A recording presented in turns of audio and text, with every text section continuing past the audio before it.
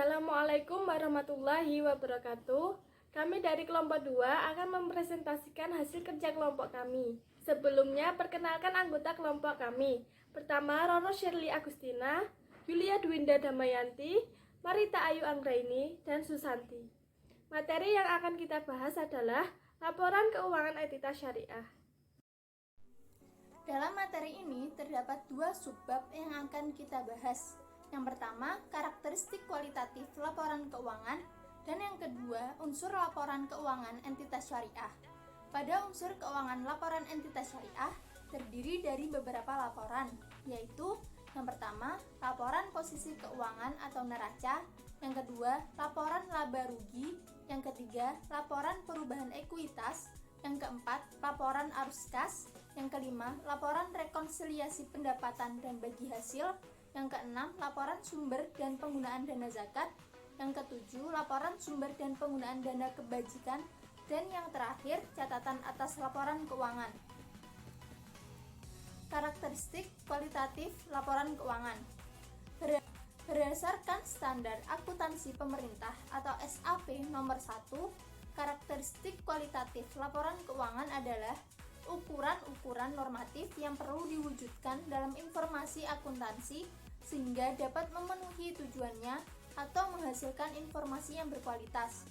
Suatu informasi akuntansi dapat dikatakan berkualitas jika para pengguna laporan keuangan berdasarkan pemahaman dan pengetahuan mereka masing-masing dapat mengerti dan menggunakan informasi akuntansi yang disajikan tersebut sebagai dasar pengambilan keputusan.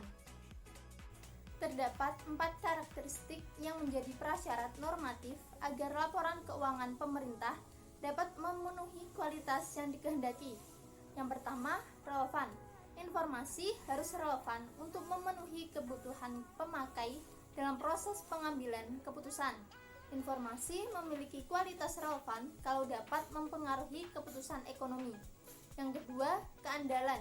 Informasi memiliki kualitas andal jika bebas dari pengertian yang menyesatkan, kesalahan material, dan dapat diandalkan pemakainya sebagai penyajian yang tulus atau jujur.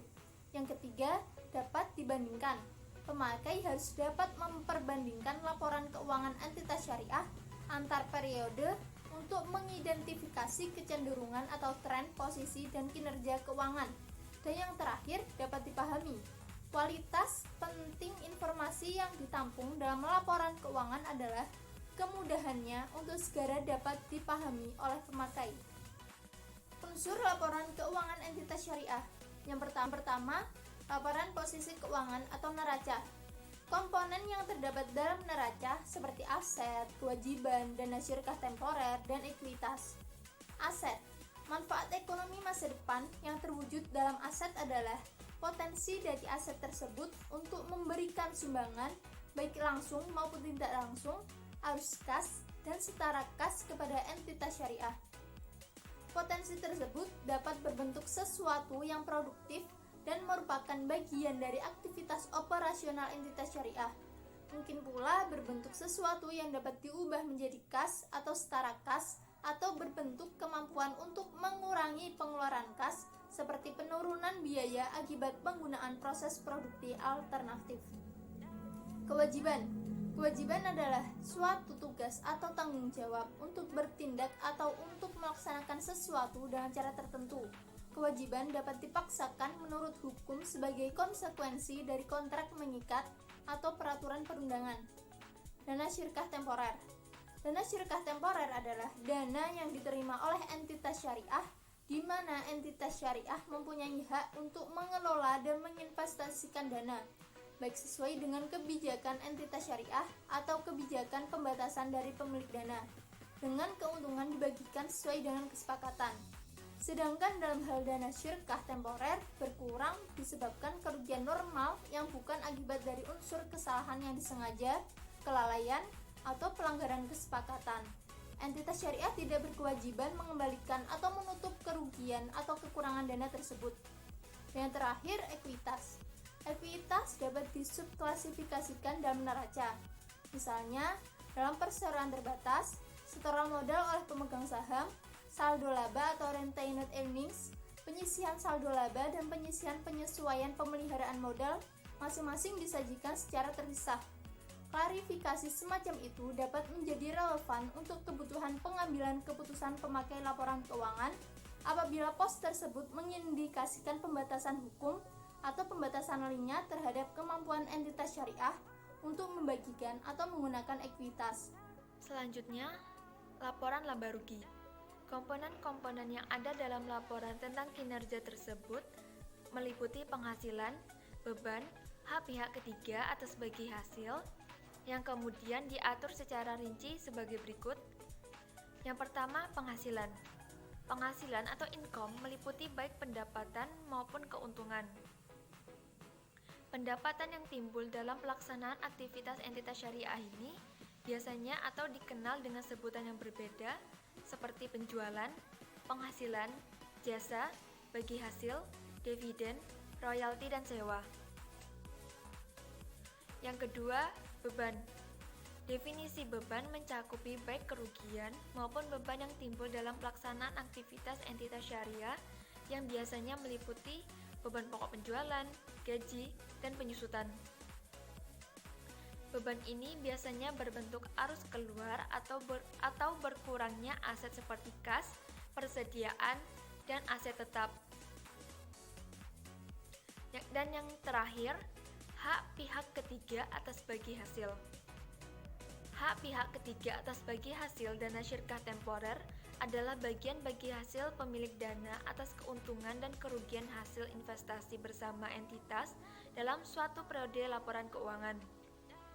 Hak pihak ketiga atas bagi hasil tidak bisa dikelompokkan sebagai beban saat untung ataupun mendapat pendapatan ketika rugi. Namun, hak pihak ketiga atas bagi hasil merupakan alokasi keuntungan dan kerugian kepada pemilik dana atas investasi yang dilakukan bersama dengan entitas syariah. Selanjutnya, laporan perubahan ekuitas. Dalam entitas syariah harus menyajikan laporan perubahan ekuitas sebagai komponen utama laporan keuangan yang menunjukkan yang pertama, laba atau rugi bersih periode yang bersangkutan. Yang kedua, setiap pos pendapatan dan beban, keuntungan atau kerugian beserta jumlah yang berdasarkan pernyataan standar akuntansi keuangan terkait diakui secara langsung dalam ekuitas. Yang ketiga, pengaruh kumulatif dari perubahan kebijakan akuntansi dan perbaikan terhadap kesalahan mendasar sebagaimana diatur dalam pernyataan standar akuntansi keuangan yang terkait. Yang keempat, transaksi modal dengan pemilik dan distribusi kepada pemilik. Yang kelima, saldo akumulasi laba atau rugi pada awal dan akhir periode serta perubahannya.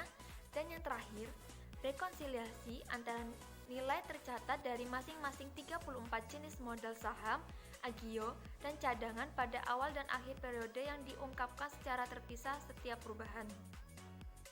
Perubahan ekuitas entitas syariah menggambarkan peningkatan atau penurunan aset bersih atau kekayaan selama periode bersangkutan yang berdasarkan prinsip pengukuran tertentu yang dianut dan harus diungkapkan dalam laporan keuangan. Selanjutnya saya akan menjelaskan mengenai laporan arus kas. Laporan arus kas merupakan laporan mengenai keluar masuknya kas selama periode tertentu. Informasi arus kas memberikan dasar bagi pengguna laporan keuangan untuk menilai kemampuan entitas syariah dalam menghasilkan kas dan setara kas dan kebutuhan entitas syariah dalam menggunakan arus kas tersebut. Selanjutnya saya akan menjelaskan mengenai laporan rekonsiliasi pendapatan dan bagi hasil. Rekonsiliasi merupakan perbedaan antara pendapatan bank syariah yang menggunakan dasar akrual dengan pendapatan yang dibagikan kepada pemilik dana yang menggunakan dasar kas. Laporan rekonsiliasi tersebut menyajikan pertama, pendapatan pengelolaan dana oleh bank sebagai mudhorib. Kedua, penyesuaian atas pendapatan pengelolaan dana yang berupa kas atau setara kas, baik yang sudah diterima maupun belum diterima. Ketiga, pendapatan yang tersedia untuk bagi hasil. Keempat, bagian bank syariah atas pendapatan yang tersedia untuk bagi hasil. Kelima, bagian pemilik dana atas pendapatan yang tersedia bagi pemilik dana baik yang sudah didistribusikan maupun belum. Yang selanjutnya, laporan sumber dan penggunaan dana zakat. Unsur dasar laporan sumber dan penggunaan dana zakat meliputi sumber dana, penggunaan dana selama satu jangka waktu, serta saldo dana zakat yang menunjukkan dana zakat yang belum disalurkan pada tanggal tertentu. Dana zakat tidak diperkenankan untuk menutup penyelisihan kerugian aset produktif. Entitas syariah harus mengungkapkan dana zakat atas laporan sumber dan penggunaan dana zakat, tetapi tidak terbatas pada yang pertama, sumber dana zakat yang berasal dari internal entitas syariah. Yang kedua, sumber dana zakat yang berasal dari eksternal entitas syariah. Yang ketiga, kebijakan penyaluran zakat terhadap masing-masing asnaf. Yang keempat, proporsi dana yang disalurkan untuk masing-masing penerima zakat. Berikutnya, laporan sumber dan penggunaan dana kebajikan. Unsur dasar laporan sumber dan penggunaan dana kebajikan meliputi sumber dan penggunaan dana selama jangka waktu tertentu, serta saldo dana kebajikan yang menentukan dana kebajikan yang belum disalurkan pada tanggal tertentu. Entitas syariah mengungkapkan dalam catatan atas laporan sumber dan penggunaan dana kebajikan, tetapi tidak terbatas pada yang pertama, sumber dana kebajikan. Yang kedua, kebijakan penyaluran dana kebajikan kepada masing-masing penerima. Yang ketiga, proporsi dana yang disalurkan untuk masing-masing penerima dana kebajikan. Yang terakhir, catatan atas laporan keuangan. Catatan atas laporan keuangan ini memberikan informasi terhadap tambahan informasi dalam penyajian laporan keuangan. Hal ini ditunjukkan supaya penggunaan laporan keuangan memperoleh informasi yang tepat mengenai faktor yang mempengaruhi laporan pada perusahaan tertentu. Sekian penjelasan dari kelompok kami, kurang lebihnya mohon maaf. Wassalamualaikum warahmatullahi wabarakatuh.